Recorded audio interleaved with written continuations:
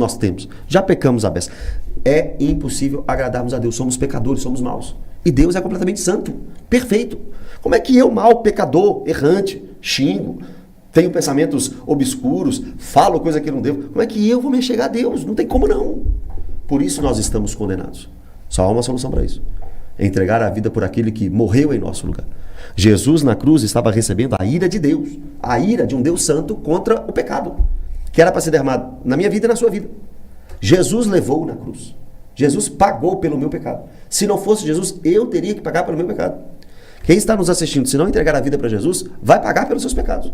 Essa é a mensagem do Evangelho. Aí nós temos a solução para tudo isso no capítulo e no versículo mais conhecido de toda a Bíblia.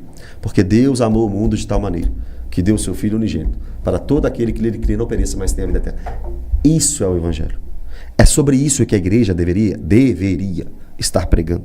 É sobre isso a mensagem da cruz. Mas mudaram a mensagem. Agora é carro novo, casa nova, é dinheiro, você vai ficar rico, me dá 10 que Deus vai te dar 100. As pessoas começam a frequentar templos. Aí você não tem mudança, por que a pessoa vive 6 dias, suas palavras, com práticas mundanas, né, que você falou, com práticas mundanas, e no domingo está lá.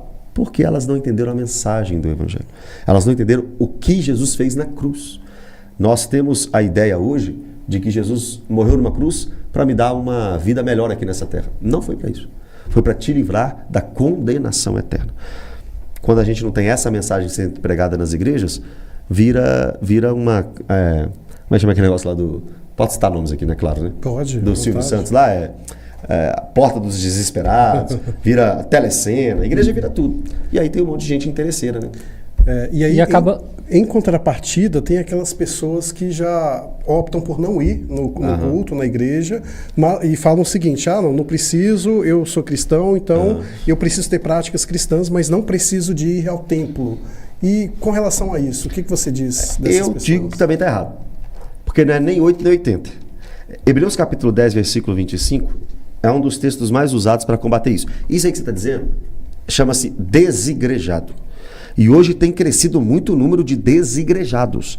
É aqueles que se dizem cristãos, mas que acham que não precisam frequentar. Não, a igreja está muito corrompida.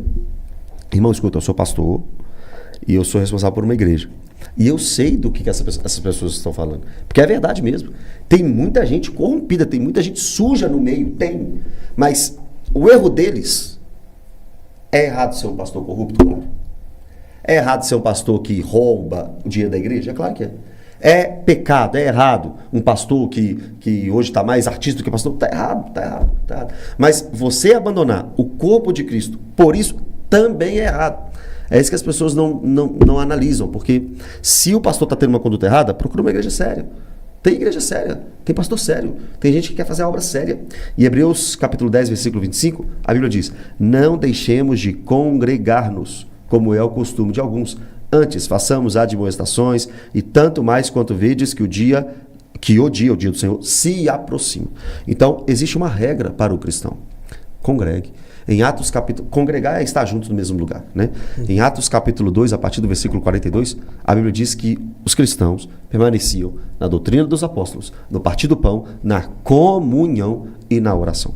Eu não posso falar para você que igreja é templo. Não, aquilo é um lugar que a gente reúne. Igreja são pessoas. Outra coisa, tem gente que fala assim: olha, eu sou a igreja. Mentira. O corpo de Cristo é a igreja. As pessoas com a mesma fé é a igreja. Você é no máximo um membro do corpo de Cristo. Então não tem como ser igreja na minha casa. Eu sozinho, vamos supor, moro sozinho. Eu sou igreja. Não, você não é igreja. Se você é um cristão, você é membro do corpo.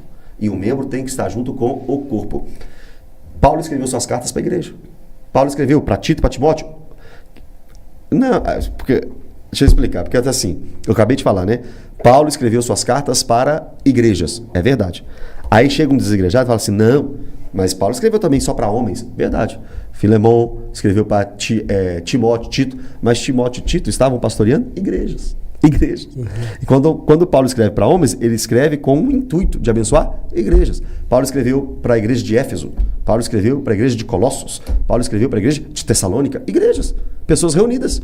Então, desde o livro de Atos, nós vemos pessoas reunidas. Então, desigrejado também está errado. Quem vai para a igreja só por interesse, quem desiste da igreja está... Quem vai para a igreja só por interesse está errado. Quem desiste da igreja está errado. Quem não congrega está errado. Tá errado. Eu tenho uma pergunta aqui, baseada nisso que você falou. Você falou que para a pessoa ser salva tem que se arrepender, aceitar Jesus e tal. E baseado nisso, você acha que quem é católico está condenado? Não. Então, eu até fiz um vídeo recentemente no meu Instagram e falei assim, olha, como pastor, eu sempre vou convidar as pessoas para a igreja evangélica. E por que eu faço isso? Porque, na minha visão, o evangélico está mais perto da doutrina correta bíblica do que o católico, do que o espírito. Porque senão eu não seria evangélico, olha. Sim. Né? Se eu achasse que o católico estava certo, eu seria católico. Sim. Ou eu seria padre, não seria pastor? Seria líder espírita, não seria pastor? Não. Então, é uma hipocrisia da minha parte falar assim, não, a igreja católica está certa. Eu não creio assim. Eu creio que está errado. O espírito, eu creio que está errado. Agora, olha a sua pergunta. Será que só o evangélico vai para o céu? Eu não posso dizer isso em hipótese alguma. Será que o católico está condenado? Não. Não posso. Não posso. Assim como tem muito evangélico que vai para o inferno, tem muito católico que vai para o inferno.